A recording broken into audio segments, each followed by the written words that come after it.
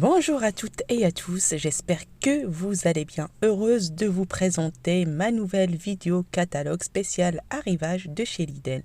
Énormément de nouveautés côté cuisine et également santé et vêtements.